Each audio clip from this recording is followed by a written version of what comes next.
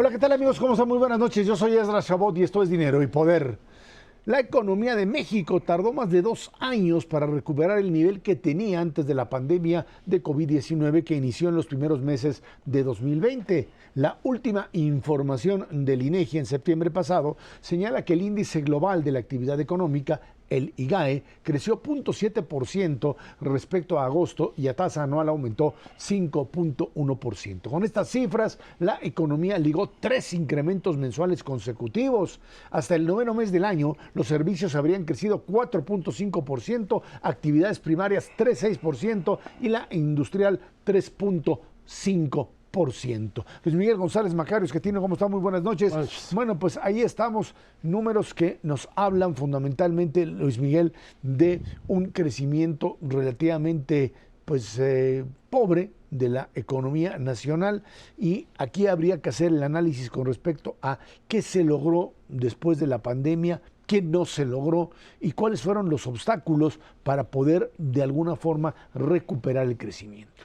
Sí, creo que incluso el supuesto de que ya recuperamos el nivel que teníamos antes de la pandemia, hay que ponerlo en duda por una razón.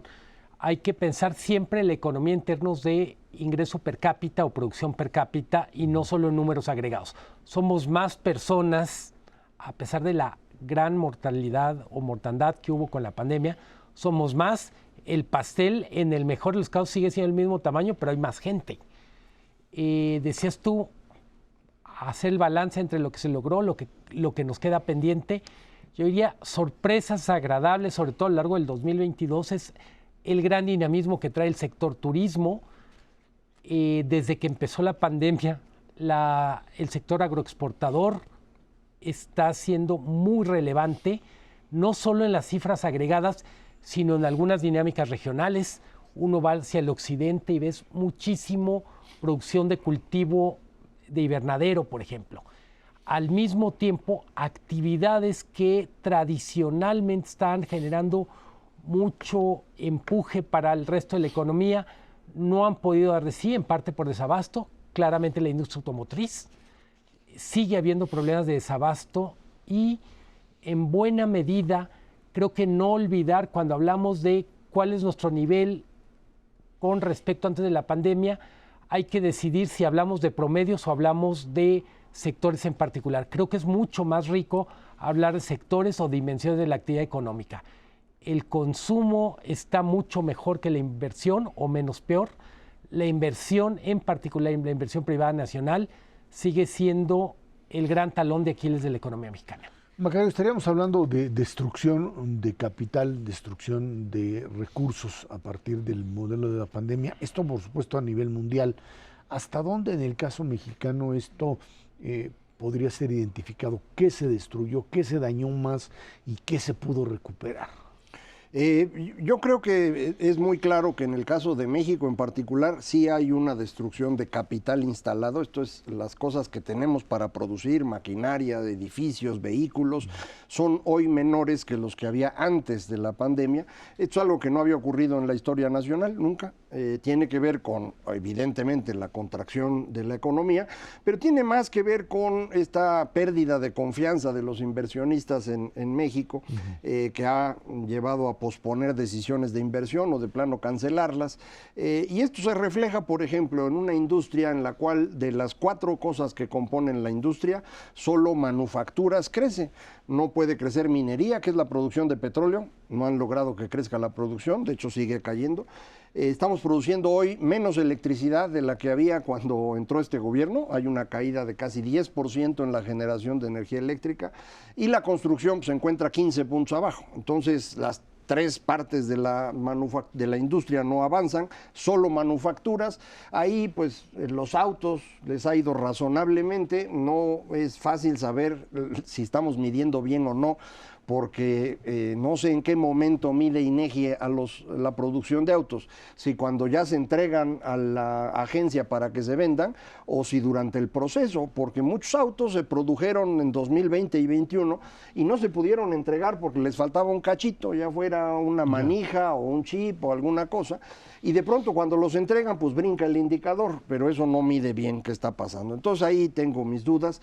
Ha crecido mucho en los últimos 5 o 6 meses la parte de manufacturas que tiene que ver con cómputo, telecomunicaciones, imágenes, esta parte electrónica ha crecido muchísimo y esto tiene que ver con el desacoplamiento de Estados Unidos y China, al menos ese cachito lo hemos agarrado. En el lado de los servicios, ya decía Luis Miguel, crece turismo, está llegando al nivel que tenía antes de la pandemia, le falta todavía un poquito, pero yo creo que sí va a llegar pronto. Está creciendo comercio al mayoreo, muy asociado a manufacturas, y ya, eso es todo lo que está creciendo. Lo demás está prácticamente estancado, con crecimientos muy chiquitos, de manera pues que no hay así como que digamos grandes noticias para estar felices. Algunas cosas ya se recuperaron, otras se quedaron ya definitivamente abajo. Pero insistir, el verdadero parámetro es PIB per cápita o ingreso per cápita. Bueno. Discutir solo sobre el agregado del PIB es hacer como si la gente no existiera. Es ingreso por persona, ¿no? Sí. Eso es lo que estamos diciendo. Que es rebanada de pastel por persona que está en la fiesta. Claro y eso está abajo claramente de 2018, sin duda. Ahora, en función de esto, digamos que la recuperación que se dio, porque hay que hacer la comparación con otros países, es importante porque de lo que se trataba era de una recuperación en función de aumentar, por supuesto, inversión y aumentar capacidad de ingreso. ¿Qué hicieron otros países para que esto sí fluyera? El primer diferenciador de México, lo hemos dicho en varios programas, recientemente Macario, es qué apoyos se dieron durante la pandemia. Los apoyos en la pandemia no servían para evitar que la economía cayera en ningún país, pero reducían el tamaño de la caída. En México prácticamente nos echamos la caída de la economía con el COVID, nos lo echamos a pelo, sin anestesia. Y a la larga, esta caída, que en México fue de 8% del PIB, nos dejó más débiles para lo que fue el proceso de recuperación. Entonces yo diría la diferenciación fue la ausencia de apoyos durante 2020. Y más adelante, creo que lo que ha operado a favor de México es la extraordinaria dinámica de la economía de Estados Unidos. No hay un país, salvo Canadá, que esté tan integrado a la economía de Estados Unidos. Entonces, digamos que nos sirvieron algunos de los apoyos de Estados Unidos para su propia economía, derramaron hacia nosotros y eso nos hicieron que pudiéramos recuperarnos relativamente rápido sin que hubiera fondos públicos. Pero en cualquier caso, ya visto el balance en estos 3 años, sí se nota que no hubo estos recursos públicos, en particular pienso para microempresas. Hay que recordar, cerraron 1.200.000 empresas o quebraron, tampoco está claro cómo se distingue cuándo cerraron y cuándo quebraron, pero en cualquier caso, 1.200.000 empresas en México cerraron durante el 2020. Todavía ese número de empresas no se ha recuperado. Aquí, un poquito ampliando lo que dice Luis Miguel, ¿por qué Estados Unidos sí tiene dinámica y nos jala a nosotros? Pues porque ellos ya aplicaron programas de apoyo a su gente. ¿Cómo le hicieron? Pues enviaron dinero a las familias. Y se nota clarísimo en las gráficas cómo las personas reciben ese dinero, lo usan para pagar deuda, se limpian las tarjetas de crédito, digo, no gastaron en otra cosa porque no se podía, estamos hablando de 2020, claro. Todo el mundo estaba encerrado, pero les llegó el cheque y ahora le pagaron lo que debían. La deuda en tarjetas de crédito vuelve a crecer durante 2022 porque se había hecho un margen para que pudieran volver a comprar. El consumo de esas personas es lo que nos permite exportar aguacates y berries y automóviles y computadoras. Entonces, gracias a eso estamos moviéndonos, es un caso. Y lo segundo, sobre las empresas desaparecidas.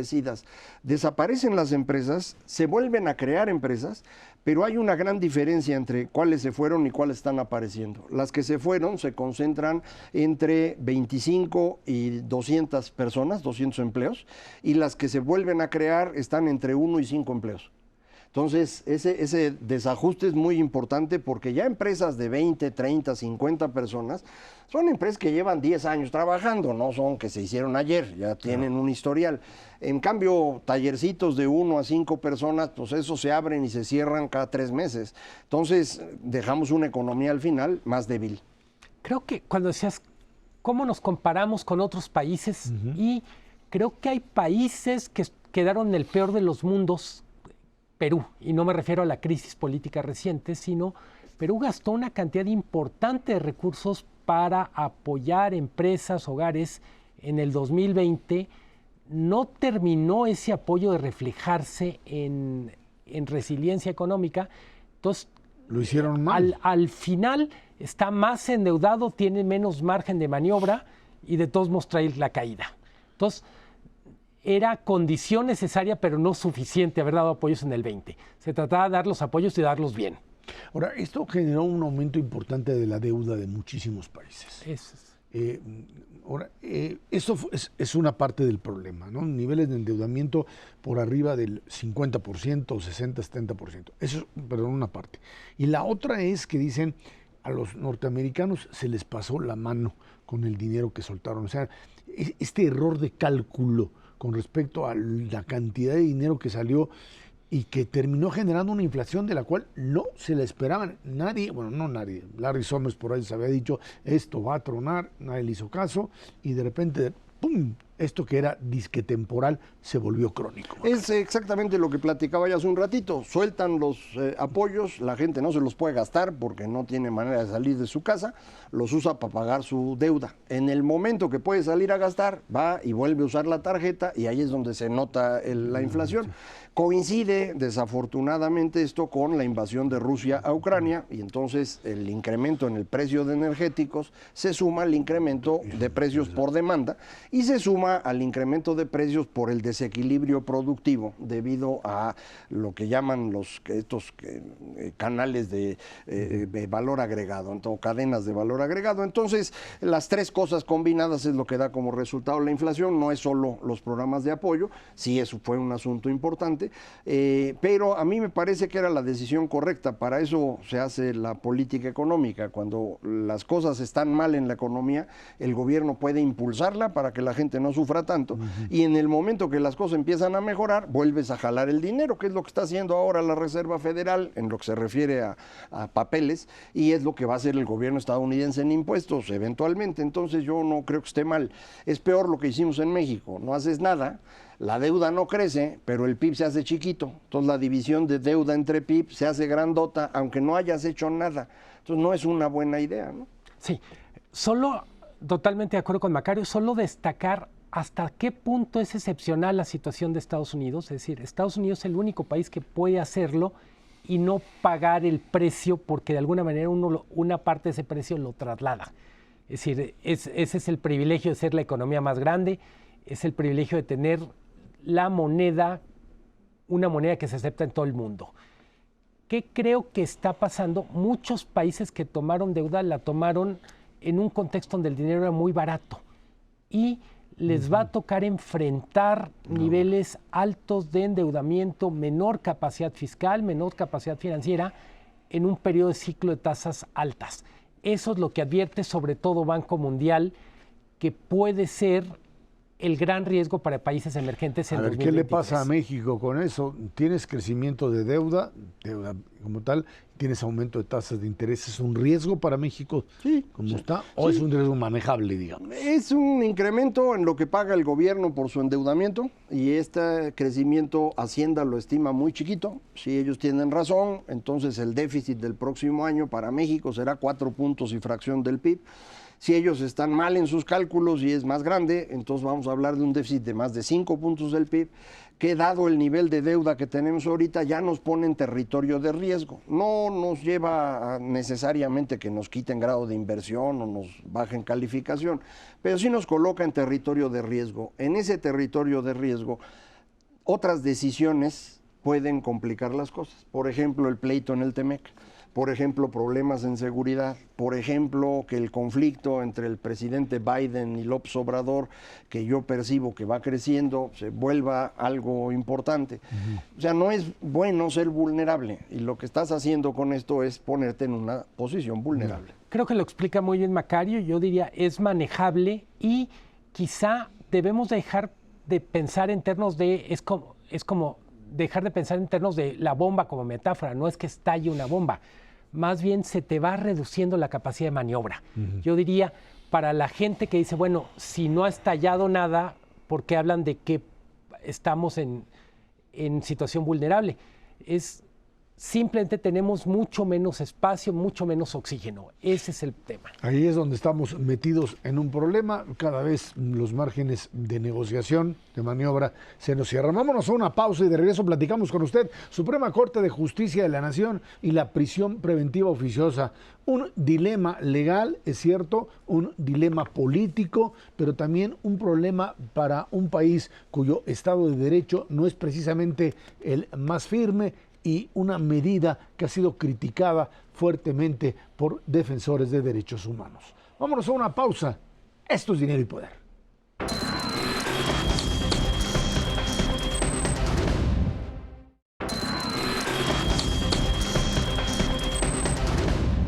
A finales de noviembre, la Suprema Corte de Justicia de la Nación mantuvo la prisión preventiva oficiosa, pero le quitó un cierto tipo de cuestiones o elementos para que ésta no se aplique a los delitos fiscales. 6 ministros se manifestaron en contra de que la aplicación de la medida quede a discreción de un juez, pero tampoco se alcanza la mayoría calificada para su obligatoriedad. En cambio, por mayoría de votos, el Pleno aprobó la invalidez de aplicar prisión preventiva oficiosa a quien cometa delitos fiscales como contrabando, fraude fiscal o la emisión de comprobantes fiscales por actividades inexistentes. Prisión preventiva oficiosa que representa fundamentalmente pues hacer a un lado prácticamente al Ministerio Público, ¿no? A los jueces. A los jueces, bueno, y convertir al Ministerio Público pues prácticamente en un ente que es algo así como meter a la gente a la cárcel bajo el principio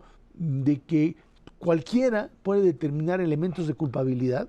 A ver, es estar en la cárcel mientras demuestran si eres inocente o culpable. Eso, exactamente. O sea, aquí ya no hay ni siquiera la posibilidad de intermediar entre un ministerio público, un juez.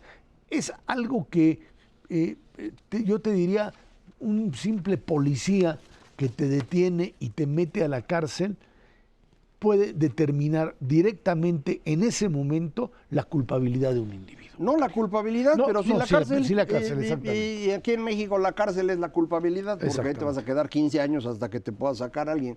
Esto es una medida que a mí me parece absurda desde que se empezó a utilizar allá por 2009, creo, alrededor del problema que tenía el gobierno de Felipe Calderón con jueces que estaban soltando a narcotraficantes. Esto fue, probablemente los amigos del auditorio recuerden esta cosa que se llamó el Michoacanazo, que en un solo día detuvieron a una gran cantidad de alcaldes, funcionarios de policías locales, porque estaban involucrados con el crimen, o eso era lo que suponían ellos, los llevan con el juez y el juez los suelta. Y después resulta que sí estaban involucrados y resulta que al juez pues ya luego incluso lo metieron a la cárcel, pero pues ya no había manera de resolverlo. Entonces para evitar esto se les ocurrió que lo que había que hacer era quitar a los jueces y que el Ministerio Público decida a quién mete a la cárcel y a quién no, y que ya no puedan salir. Es una muy mala idea en lo general, echa a perder el principio básico de la inocencia, la presunción de inocencia, y esto pues me parece malo en cualquier caso. Pero específicamente para el caso fiscal es un problema más serio, porque el mismo gobierno que dice que tú no has pagado impuestos es el que te va a meter a la cárcel, y no hay nadie para que te pueda defender. Entonces es un problema. Le había estado sirviendo mucho al presidente López Obrador, así fue como cobraron en 2020 y en 2021 a personas que acusaban de que no habían pagado impuestos. no sé si los debían o no de verdad, pero los tuvieron que pagar porque si no iban al bote. Vamos a ver ahora de aquí en adelante si el SAT puede seguir cobrando estos impuestos vencidos, que ese es realmente el incremento de recaudación que ha habido. El gobierno celebra mucho que está recaudando más. Esto es cierto fundamentalmente el impuesto sobre la renta y es específicamente por recaudación de adeudos que, insisto, nadie sabe si eran ciertos o no. Antiguamente tú ibas a un juicio para demostrar que tenías razón o no. Ahora ya no podías ir al juicio, derechito te cobraban. Y eso es lo que ahora cambia y por eso enojó tanto el presidente. Ahora, Luis Miguel, pero yo insistiría, si esta fuera una atribución de un ministerio público, porque el principio jurídico es, el ministerio público puede ser la instancia que diga, es que a esta persona hay que detenerla porque representa un peligro. Y por eso hay que detenerla como tal. Tu problema aquí radica en que tus ministerios públicos son básicamente instancias que no tienen a veces ni siquiera, no solo la autonomía, sino la capacidad jurídica de entender directamente de qué se trata, sino que reciben la orden de qué o en qué condiciones hay que meter a alguien al bote. Totalmente. La crítica que se hace además de los argumentos que dio Macario, que has dado tú, Ezra, es parte de regalar tan fácil el encarcelamiento de los supuestos culpables, es que debilitó mucho en la práctica el proceso de investigación. Es decir, si no tenías que hacer el trabajo de investigación para demostrar que alguien era culpable, porque te obsequiaban la prisión del acusado, pues literalmente dejabas a medias el trabajo. Hay un problema real de impunidad en México, pero yo diría, solo es más grave que el problema de impunidad el no funcionamiento del sistema. No sirve ni las piezas clave de este sistema como el Ministerio Público, el Poder Judicial y por supuesto todo esto que tiene que ver con tareas de investigación. La policía científica pues solo existe como excepción y no como norma.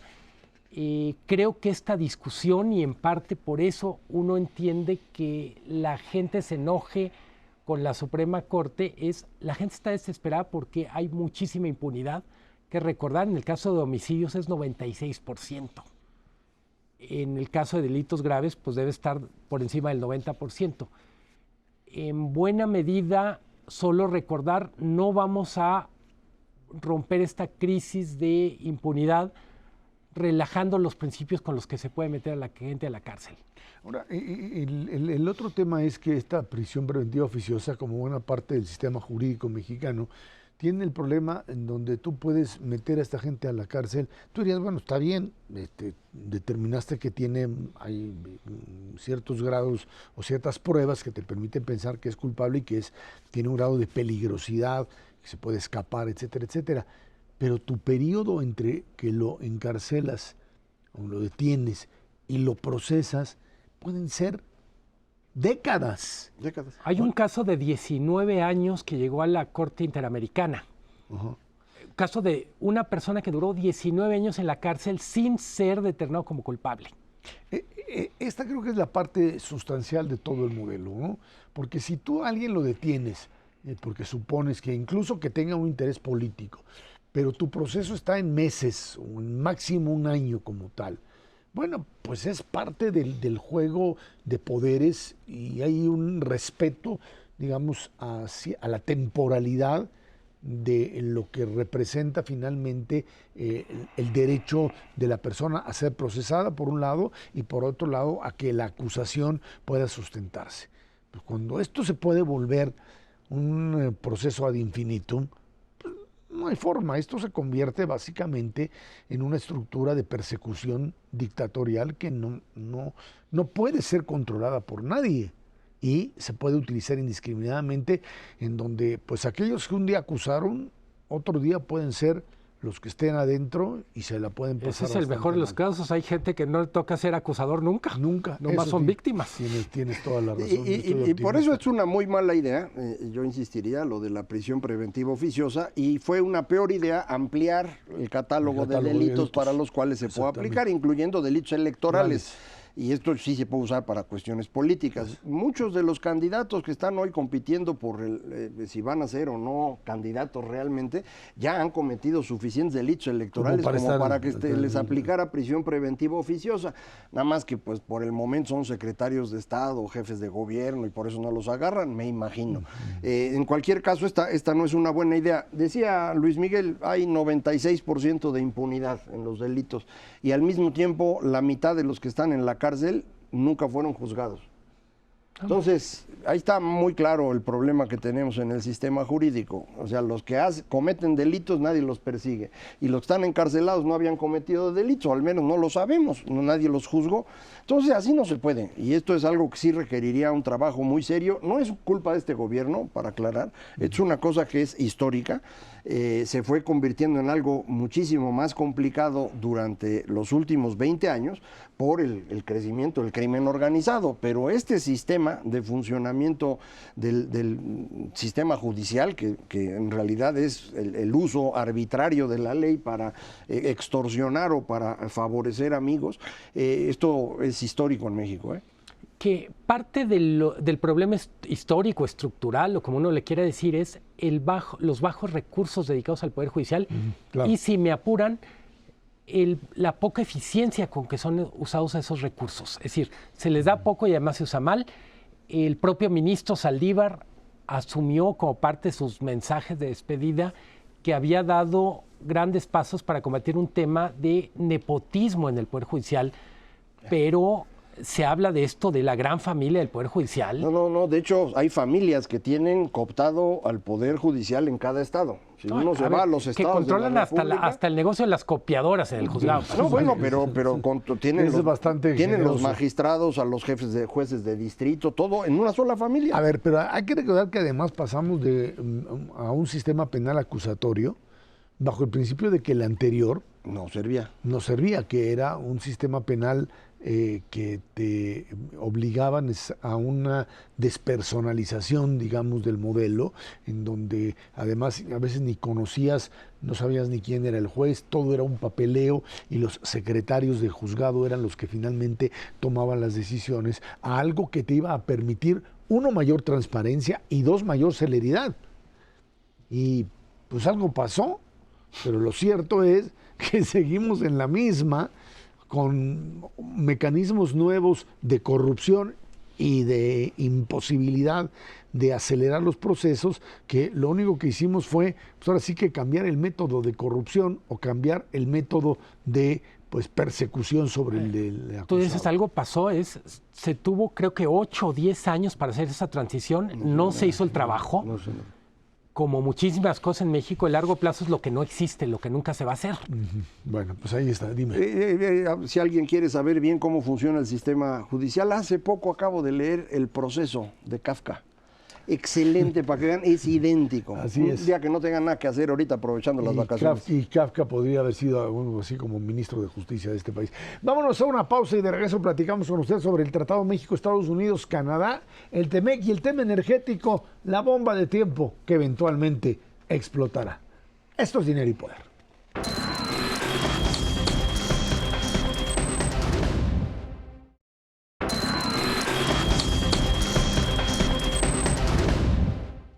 A principios de mes, la Secretaría de Economía de México y la Oficina de la Representación Comercial de los Estados Unidos acordaron continuar con las consultas sobre el tema energético en el marco del Tratado México-Estados Unidos-Canadá, el TEMEC. La dependencia mexicana propuso establecer grupos de trabajo trinacionales para tratar el tema y presentar los avances en la Cumbre de Líderes de América del Norte, que se celebrará aquí en México los días 9 y 10 de enero próximos. Canadá y los Estados Unidos argumentan que la política energética de México viola el acuerdo comercial, mientras que el gobierno de López Obrador asegura que el capítulo 8 del TEMEC protege al gobierno mexicano al dar preferencia a las empresas energéticas del Estado contra los competidores privados. Un pleito que pues suena un poco raro, porque pues, a la hora de negociar el TEMEC, por ahí el presidente le mandó decir a Jesús Seade que por favor le metiera un capitulito o un enunciado que dijera que México se reservaba el derecho de pues establecer en el tema energético las disposiciones que la Constitución planteaba. Entonces dijeron, bueno, pues que lo que diga. Y resulta que por un lado está lo que dice la reforma energética, pero por otro lado dice que la soberanía, etcétera, etcétera, sobre los mantos, sobre el petróleo y más que nada sobre el tema eléctrico, pues radica fundamentalmente en el Estado mexicano. Y en función de eso, dicen, bueno, pues como aquí yo interpreto de esta manera, tiene que haber prioridad tanto para Pemex, que creo que no es el problema más grave en este momento, como para Comisión Federal de Electricidad, que tiene prioridad en todo sobre las empresas norteamericanas. Y todos aquellos que invirtieron bajo condiciones de supuesta igualdad para generar electricidad en México, pues hoy están en una condición que dicen se está violando el acuerdo. Y bueno, pues lo último que se le ocurrió a la secretaria Raquel Buenrostro, ya viendo que este asunto se le salía de las manos, es decir, ¿y qué tal si hacemos como unos foros así y nos sentamos a discutir qué podemos arreglar? No sé qué van a encontrar por parte de canadienses y norteamericanos. Lo cierto es que el enojo es abierto. Y además hay que añadirle ahora el tema del maíz transgénico, que quiero hacer alguna consulta porque hasta donde yo sabía el maíz transgénico, el maíz amarillo era básicamente para consumo animal. Es para consumo animal. Pero siguen diciendo que es también para consumo humano. Existe, nada más en eso, existe en forma de producto procesado, llega al consumo humano, por ejemplo, la fructosa. La fructosa, es para el tema de fructosa solamente. Pero creo, si no recuerdo mal, es el 5%. Ahí, o sea, ahí no estaría el problema, básicamente. Luis Miguel, perdón, te decía sobre el tema eléctrico. El tema energético, en el origen, la responsabilidad es de Jesús Seade. Yo creo que podemos a estas alturas afirmar que le mintió al presidente o que el presidente se quedó muy cómodo con una explicación que no correspondía con lo que firmó. México sí logra incluir un párrafo en el TEMEC donde dice que tiene derecho a tomar decisiones, etcétera, ¿verdad? Pero lo cierto es que el acuerdo, sin incluir un capítulo específico sobre el petróleo, etcétera, tiene capítulos que regulan la manera en que se va a tratar las empresas de gobierno y México se comprometió a no darles preferencia. No hay absolutamente ninguna duda, el acuerdo es clarísimo ahí. Cuando mucha gente piensa que decir que Estados Unidos y Canadá tienen razones ser antipatriota, digo, en el mejor de los intereses de México es que haya más inversión en sector energético, porque a su vez estas inversiones generarán otras inversiones. Hemos hablado a lo largo del año de que México está un poquito atrapado en un ciclo de bajo crecimiento.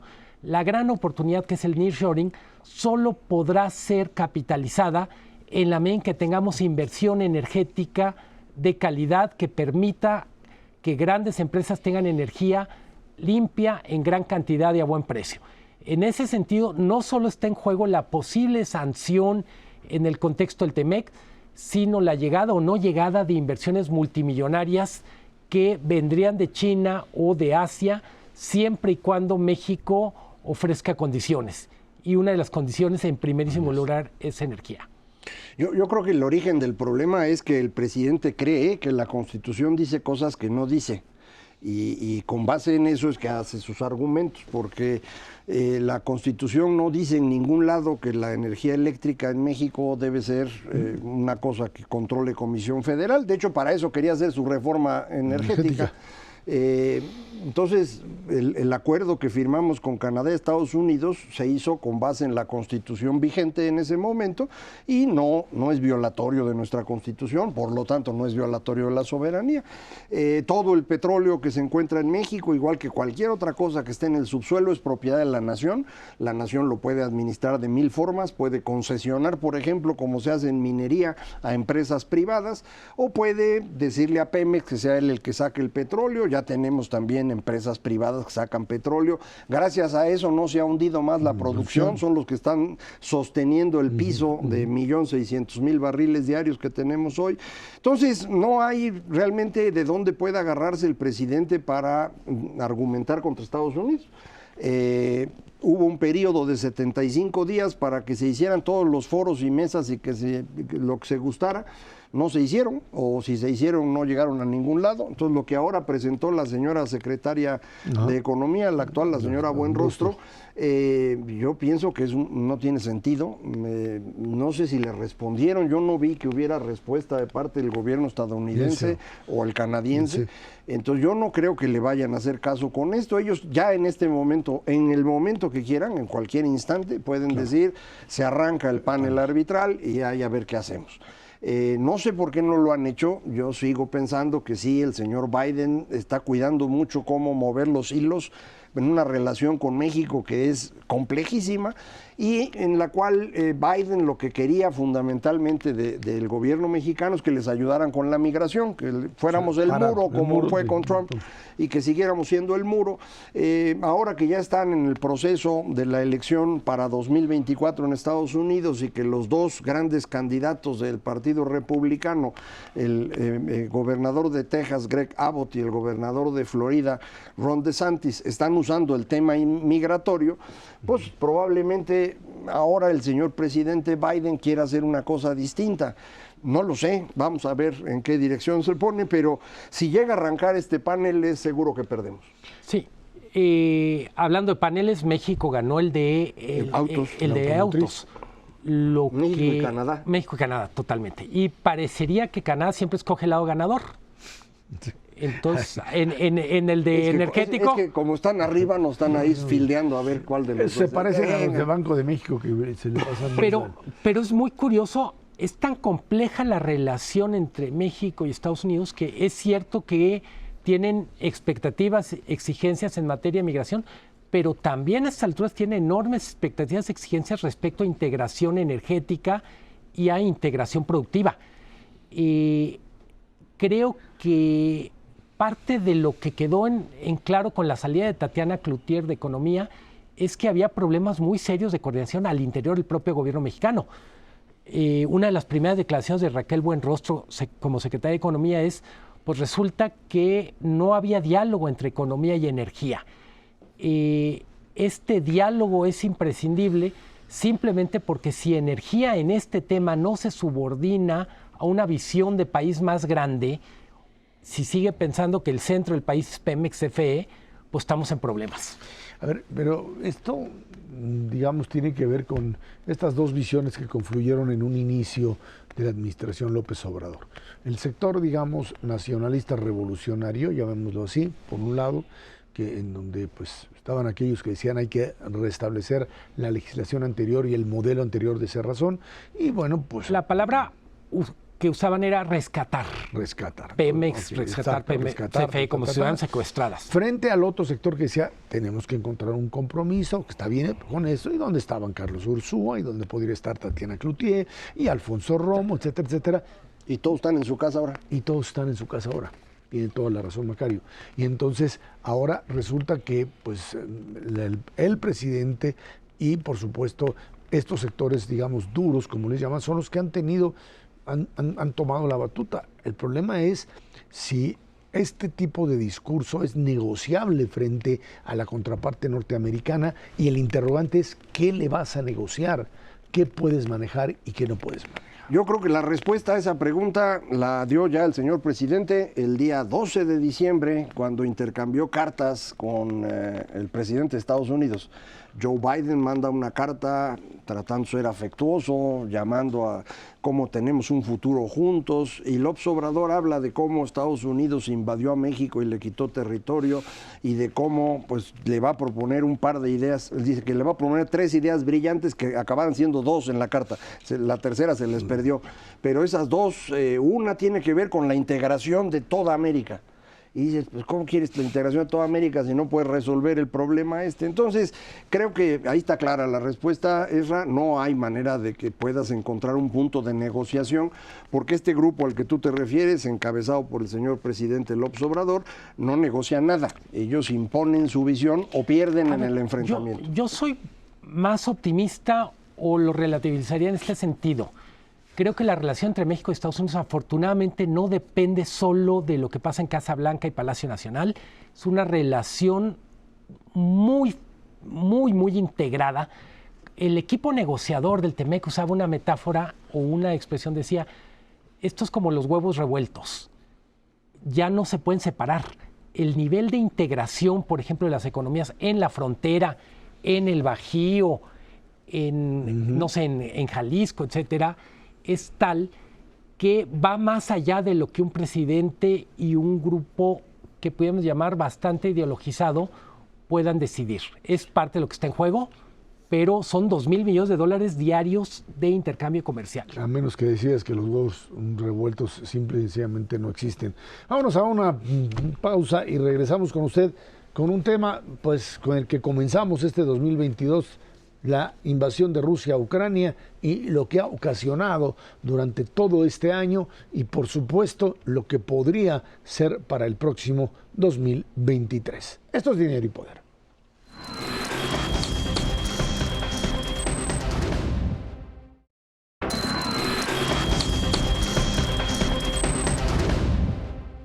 A 10 meses de la invasión de Rusia a Ucrania, el presidente Vladimir Putin admitió que habría que llegar a un acuerdo sobre Ucrania y que su país está preparado para ello, pero expresó dudas sobre la postura de los países de Occidente. El viernes 9 de este mes, diciembre, prometió que cualquier país que se atreva a atacar a Rusia con armas nucleares sería eliminado.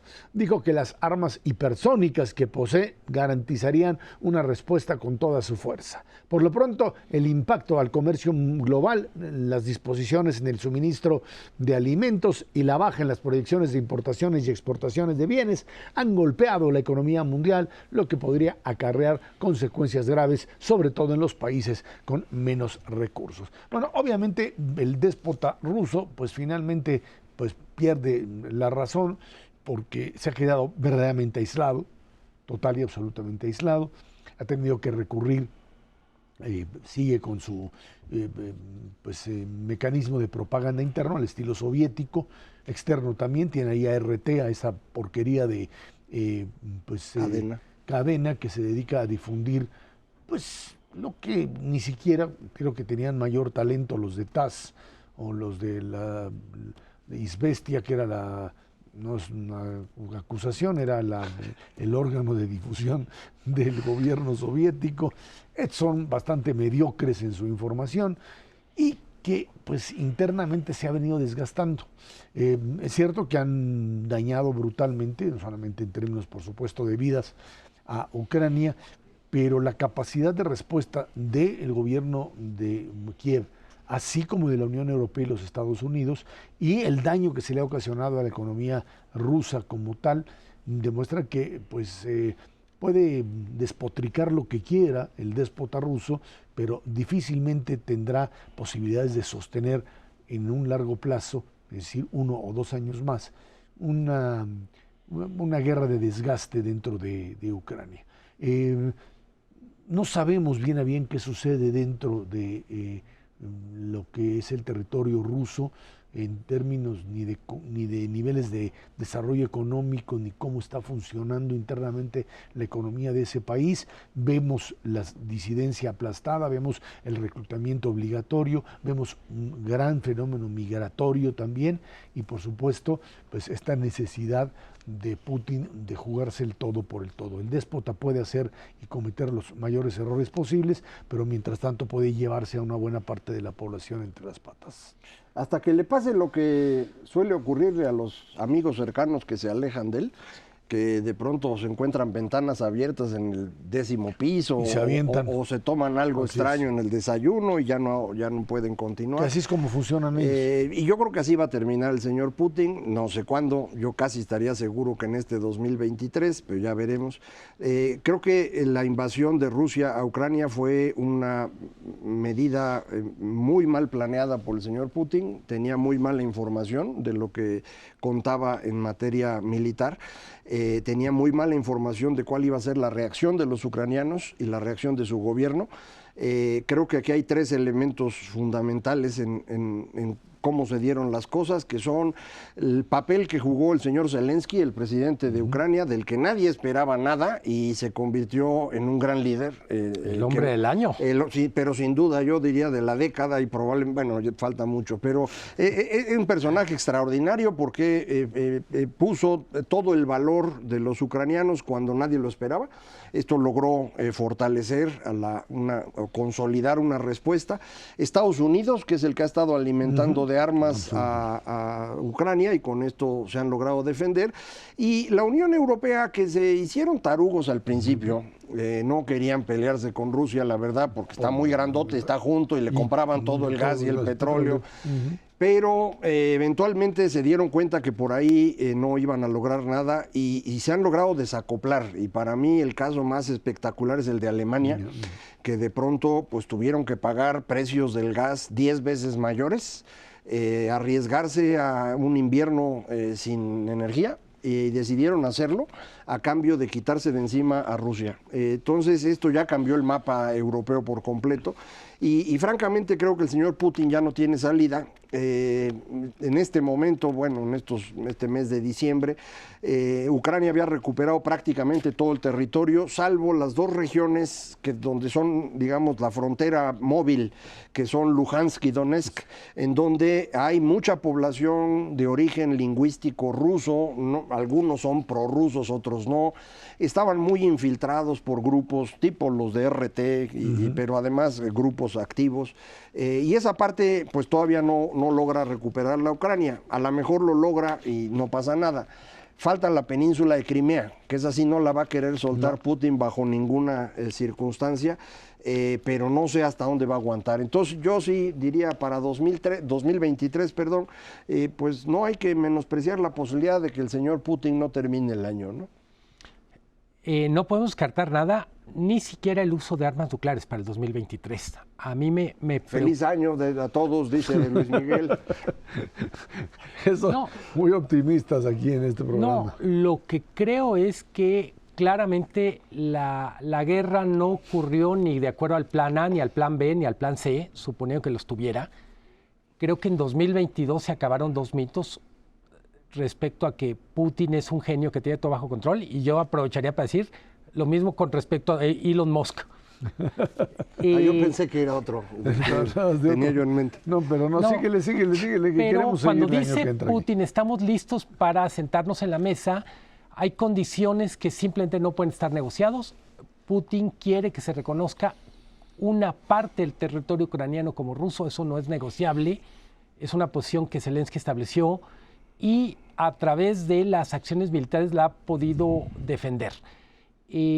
Decía muy bien Macario, menospreció a Europa, menospreció la reacción del pueblo ucraniano, menospreció a Zelensky y por supuesto creyó que tenía más fuerza de la que tiene. Creo que uno de los grandes temas con los que empezó la guerra y seguirá una vez que estemos en posguerra es ¿cuál es el papel de Rusia en el mundo? Rusia quiere ser tratado como una gran potencia y la mayoría de países no le otorgan ese rango, en parte porque tener armas nucleares no te da derecho a ser una gran potencia en un mundo que depende también de la fortaleza económica, de la capacidad de construir argumentos a través de soft power. Creo que vienen tiempos muy complicados para Rusia, aunque no sepamos qué está pasando adentro, sabemos que está peor que al comenzar 2022. No es exactamente el tema, pero aprovechando la lista de todos los que menospreció Putin, faltó uno que creo que es importante, que es Joe Biden. Lo menospreció mucho porque todo mundo lo ha menospreciado. Biden está bien ruquito, ya parece como que se le va el avión a veces, le cuesta trabajo caminar, de vez en cuando se cae, y entonces todo el mundo se ha burlado de él y dice pues, que este viejito Sleepy no puede Joe, gobernar. Sí, esto le decía Trump a Joe Biden, y todo el mundo se burla de él, y sin embargo Biden ya logró ganarle a Putin la invasión de Ucrania, ya logró no tener una derrota brutal en la elección intermedia como se esperaba. Tuvo un triunfo, sin duda alguna. En consecuencia, pues el viejito, como quiera, ahí la va llevando muy bien y sería conveniente tenerlo en mente porque entre tantos que lo menosprecian, está también el nuestro, que cree que el señor Biden nunca le va a responder los intentos que tiene de buscarle pleito. Entonces, pues aguas con el viejito. Ahora, en términos de lo que representa Ucrania en este momento, es un país, por supuesto, devastado, pero que tendrá una gran capacidad de ser reconstruido una vez que pues, se logren deshacer del oso ruso y en algo que puede ser precisamente la gran apuesta europea de reconstrucción. Decíamos en algún momento que uno de los graves problemas de Europa era, o de la Unión Europea, esa necesidad de seguir creciendo. Yo creo que en ese sentido hay países que sin duda requieren ese modelo de europeización y Ucrania es sin duda uno de ellos, tanto por la amenaza rusa como por, en términos económicos, la necesidad de incorporarse por el tema de gas, por el tema de petróleo y por el tema de granos. Creo que Ucrania es el país más necesitado en este momento de un proceso de incorporación a la Unión Europea que le garantizaría más adelante, por supuesto, que este evento que eventualmente, digamos que terminan cediendo Crimea, no sé, no podríamos saber, pero que no vuelva a repetirse, que la idea, no sé qué pase en la Rusia de Putin, si va a ser sucedido por otro dictador nuevo, porque la democracia en Rusia no se les da tampoco como un modelo muy fácil de asumir, pero bueno, pues vamos todavía a ver qué es lo que sucede. Luis Miguel González, Macario Schettino, muchísimas gracias, que tengamos un buen 2023 para todos, un año de salud y de prosperidad, de estabilidad y de seguridad para nuestras familias.